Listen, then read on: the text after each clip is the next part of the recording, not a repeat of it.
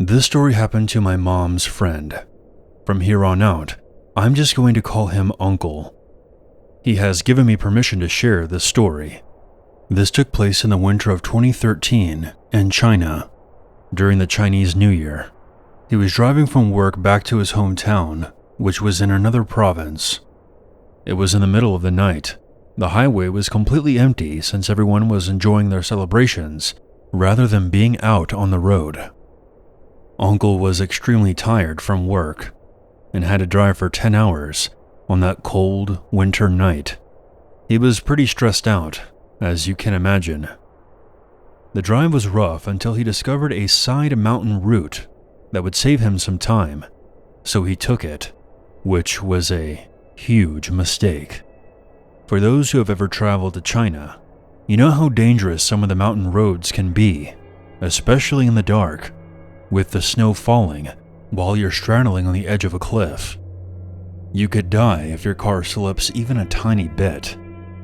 Anyways, he took this shortcut and then noticed something right outside his driver's side back window. There seemed to be a man following his car. He was confused, since he was in a vehicle, and how could this old man possibly keep up with him? Next, he made another big mistake. He stopped, parked his car, got out, and tried to see what the hell was going on. But he saw nothing. He circled back but still couldn't find anything, not even footprints on the ground. He thought he was just seeing things because of how tired he was, so he shook it off and got back in his car. After he began driving again, he looked in his rearview mirror. The old man was now sitting in his back seat, staring back at him through the reflection. He then blacked out. When he regained consciousness, he was on his way out of the mountain, seeing the sun rising in the distance. The old man was gone. Uncle had no clue how he was even alive after losing consciousness. By some miracle, he did not fall off the treacherous mountain roads. When he got home safely, he told his mom about what happened. His mom jokingly asked him what the old man looked like. My uncle then described him. From his facial features to his clothing, his mother looked utterly shocked. She then ran into a room, found an old photograph, and showed it to my uncle. "Was this the man you saw?" Uncle was surprised to see the man he saw in his car in the photograph. His mom began crying and told him it was her father, who had passed away before Uncle was even born. He had never seen him or his photo in the house before, since it was such a sad reminder for her. She thinks that her father was there to protect him from the dangerous mountain roads. Before this, Uncle said he did not believe in ghosts, because he was a man of science, a licensed surgeon with years of medical school under his belt.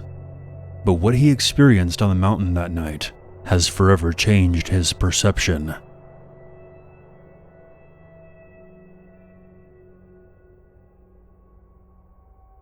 I've had many paranormal experiences both personally and professionally. I worked as a surgical technologist in labor and delivery for about 10 years. I worked for a non-profit Catholic hospital for 4 out of the 10 years. When I started in the department, 2 of the techs who had already been working there for a long time, we'll call them Melissa and Jennifer, told me stories about Sister Mary Margaret, who was a surgical tech when the hospital was under the direct oversight of the church, with the staff mostly being nuns in those days. Sister Mary Margaret was very much by the book and left little room for error. Jennifer knew about Sister Mary Margaret, but Melissa, who was older, had actually worked with her for a short time, many years ago. Melissa would tell me about how she would hear Sister Mary Margaret in the OR suite, calling out to her, long after she had passed away. Being the skeptic I am, I thought Melissa and Jennifer were just hazing the new girl. I wasn't buying into any of their nonsense. Well, fast forward to when I was working a night shift. I was in the back setting up the OR suite and restocking supply. I could hear the footsteps of someone approaching.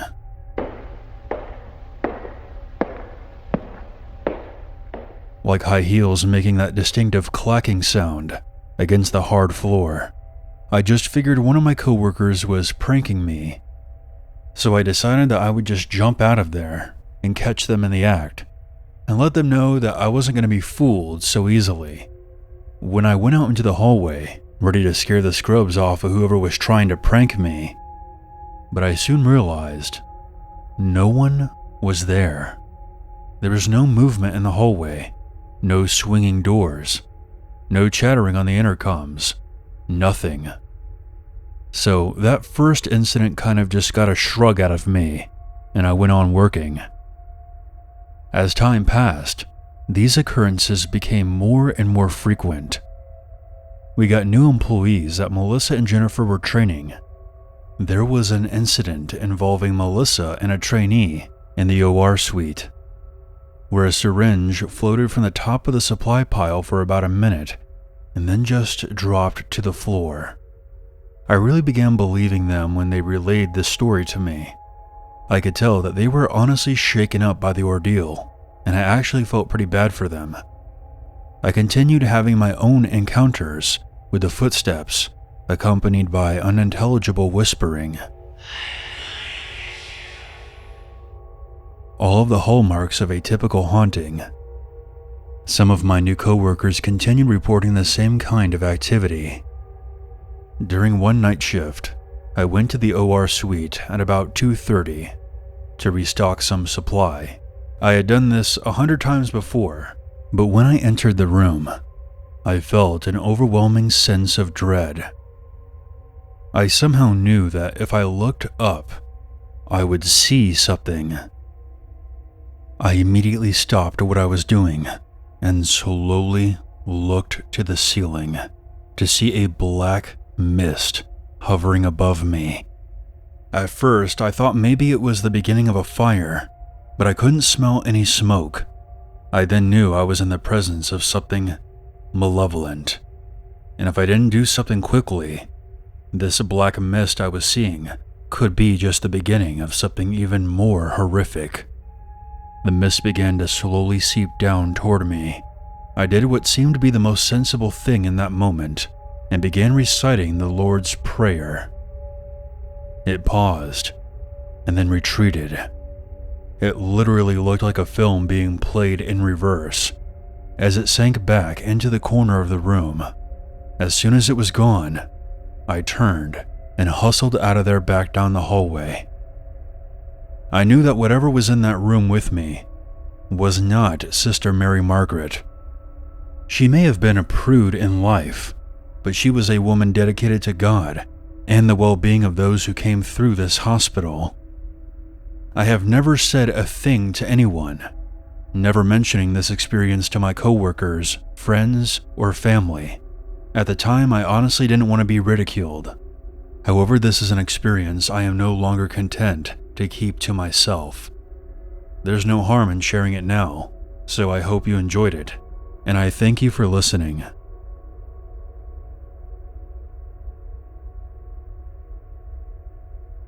I work as an armed private security guard in Texas. I really don't believe in the paranormal, but I've had my fair share of run-ins, which make it difficult to explain away. My current job has me working the graveyard shift from 6 p.m. to 7 a.m. outside of an abandoned warehouse. The building had caught fire about a month before this, and the place had been marked for demolition, as the owner decided to simply rebuild it rather than trying to salvage the building. I'd been on the job for about a week at that point. It was pretty uneventful. That was until the other night. Over the course of this past month, the owner has had issues with people breaking in and messing with things, while he's been trying to move out any surviving inventory and getting all the paperwork in order to demolish the building. So when I arrived the other night, I wasn't too surprised to find the double doors on the side of the facility ajar. I decided to head inside and check on everything to make sure no looters were present. but as I walk around, I got this eerie feeling that someone was watching me. Now, I'll say that I've been in armed security for about 2 years now, and luckily, in that time, I've never needed to draw my gun for any reason. But as I walked deeper into the building, my hand subconsciously went to rest on my sidearm. I felt a strong apprehension wash over me, accompanied by a drop in temperature, which was very out of place considering this happened in Texas. Just then, I heard a crashing sound behind me. Some temporary lighting the owner had set up had fallen to the ground. The sound caught me off guard, and I spun around to inspect the damage, my hand still ready on my sidearm. I'm then greeted by a pair of eyes staring at me from across the warehouse. I was a bit taken aback, so I took a brief second to recompose myself, and then called out, "Hey, this is private property. I'm going to have to ask you to leave." The eyes began to move in a bizarre manner. I shine my flashlight in their direction and make out the face of a young woman. She was moving in a very strange and erratic way, just behind a half wall. I take a step closer and call out again, informing her that she had to leave. My voice was admittedly a bit shaky, but I guess whatever it was, didn't like that. She began to scream.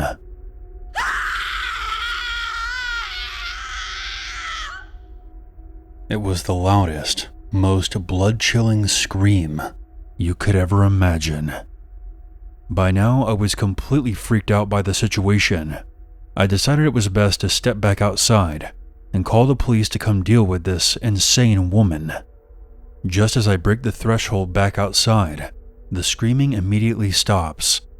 I turn back and yell, "If you don't leave the property, I'm calling the police." I got no response from inside the building, so I made the call. The local police arrived soon after and did another walk through the building, but this time, there was no woman. And even worse, the temporary lighting that I had heard crashing to the ground was now back up and fully intact, like nothing had ever happened. There was no way she could have left while I was outside waiting for the cops, because I was watching both exits the entire time. After giving my statement to the officers and heading back to my vehicle, I can only describe what happened as impossible, possibly even supernatural.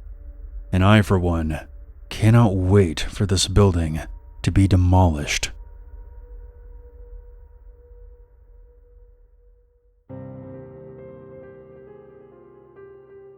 Hey everyone, this is your Uncle Unit. Thank you so much for checking out my video. If you have a story that you would like me to narrate on this channel, please send it to my email, unit522submit@gmail.com. Make sure you hit the subscribe button so you don't miss out on any future content. And if you would like to support this channel even further, you can check out my merch store. There's a link for that in the description. I look forward to hearing from you, and I hope you stay tuned for the next video. Until then, never forget, there's always